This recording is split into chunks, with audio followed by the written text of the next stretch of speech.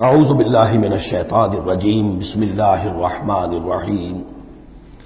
اب اس کے بعد دوسری کڑی آ گئی کہ جس میں پھر اب وہ مشرکین مکہ سے وَلَئِن سَأَلْتَهُم مَّنْ خَلَقَ السَّمَاوَاتِ وَالْأَرْضَ وَسَخَّرَ الشَّمْسَ وَالْقَمَرَ، اگر ان سے آپ پوچھیں گے کس نے پیدا کیا آسمان اور زمین اور کس نے مسخر کیا سورج اور چاند کو، لَيَقُولُنَّ اللَّهُ، وہ کہیں گے اللہ نے، فَأَنَّىٰ يُؤْفَكُونَ، پھر کہاں سے یہ لوٹا دیے جاتے ہیں۔ اللہ یبسط الرزق لمن یشاء من عباده ویقدر له، یہ اللہ ہی ہے کہ جو اپنے بندوں میں سے جس کے لیے چاہتا ہے رزق کو کشادہ کر دیتا ہے اور جس کے لیے چاہتا ہے ماپ تول کر دیتا ہے، کم کر دیتا ہے۔ ان اللہ بکل شیء علیم، یقیناً اللہ تعالیٰ ہر چیز پر ہر چیز کا علم رکھتا ہے۔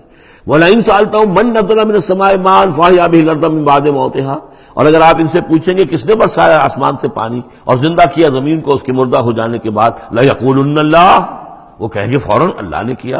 قُلِ الْحَمْدُ لِلَّهِ، کہو پھر کل حمد کل شکر بھی اللہ ہی کے لیے ہے، بل اکثرہم لا یعقلون، لیکن یہ لوگ ان کی اکثریت عقل سے کام نہیں لیتی۔ اب اگلی اور ہدایت آ رہی اہل ایمان کے لیے، وما هذه الحیاۃ الدنیا الا لہو ولعب وان الدار الآخرۃ لہی الحیوان لو کانوا یعلمون۔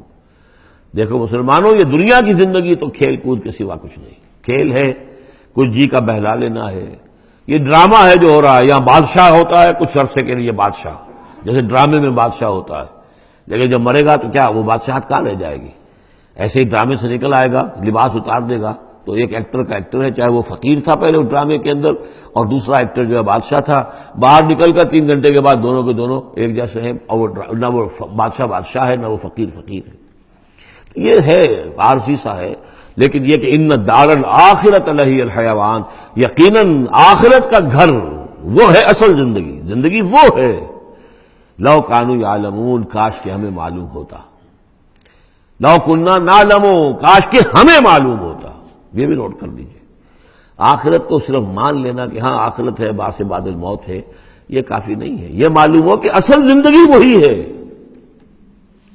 میں نے جو اس کی تشبیہ جو ہے بیان کی ہے بعض مواقع پر، کہ ایک کتاب ہوتی ہے، اس کا دیباچہ بھی ہوتا ہے، اس کا کوئی ضمیمہ بھی ہوتا ہے، چھوٹا سا ضمیمہ۔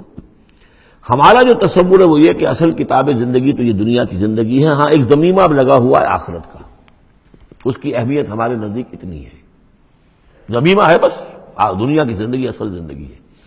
ہونا کیا چاہیے کہ یہ دنیا کی زندگی تو دیباچہ ہے، اصل کتاب جو ہے وہ آخرت کی زندگی ہے۔ یہ ریشو پروپورشن کم سے کم، حالانکہ ویسے تو فائنائٹ اور انفائنائٹ کے درمیان کوئی ریشو پروپورشن ہو ہی نہیں سکتی، ایک لامحدود زندگی اور ایک محدود زندگی، کیا اس میں ریشو پروپورشن ہوگی؟ لیکن یہ کہ پھر بھی اگر کوئی کرنی ہے تو دیباچہ اور کتاب زندگی اصل موت کے بعد کھلے گی، یہ دیباچہ ہے، یہ مقدمہ ہے۔ ہم نے کیا سمجھا ہے اصل زندگی کتاب زندگی یہ ہے، ہاں ایک ضمیمہ بھی اس کے ساتھ ہے جس کا نام آخرت ہے۔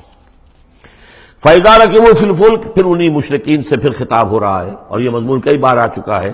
جب یہ سوار ہوتے ہیں کشتی میں، دعوا اللہ مخلصین لہ الدین، تو پھر یہ اللہ ہی کو پکارتے ہیں اس کے لیے اپنی اطاعت کو خالص کرتے ہوئے۔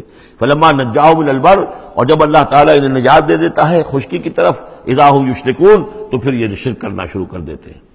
لیکفروا بما آتیناہم، تاکہ یہ ناشکری کریں اور کفر کریں ہماری دی ہوئی نعمتوں کی، ولیتمتعوا، اور تاکہ بس مزے اڑا لیں۔ فسوف یعلمون، پھر یہ جان لیں گے۔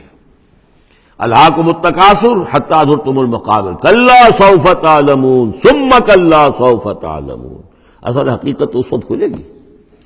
اولم یروا انا جعلنا حرما آمنا، یہ پھر اہل ایمان سے کہا جا رہا ہے، کیا یہ دیکھتے نہیں کہ ہم نے حرم کو ان کے لیے امن کی جگہ بنا دیا ہے۔ وَيُتَخَطَّفُ النَّاسُ مِنْ حَوْلِهِمْ، اور لوگ جو ہے اچک لیے جاتے ہیں ان کے ارد گرد سے، باقی عرب کے اندر تو امن و امان تھا ہی نہیں۔ افبالباطل یؤمنون وبنعمت اللہ یکفرون، تو کیا یہ باطل پر ایمان رکھتے ہیں اور اللہ کی نعمت کا یہ کفران کر رہے ہیں۔ ومن اظلم ممن افترى علی اللہ کذبا او کذب بالحق لما جاءہ، اس شخص سے بڑا ظالم اور کون ہوگا جس نے کوئی چیز گھڑ کر اللہ کی طرف منسوب کر دی، اور اسی طرح وہ شخص کہ جس نے اللہ کی طرف سے آئے ہوئے حق کی تکذیب کر دی جبکہ اس کے پاس آیا۔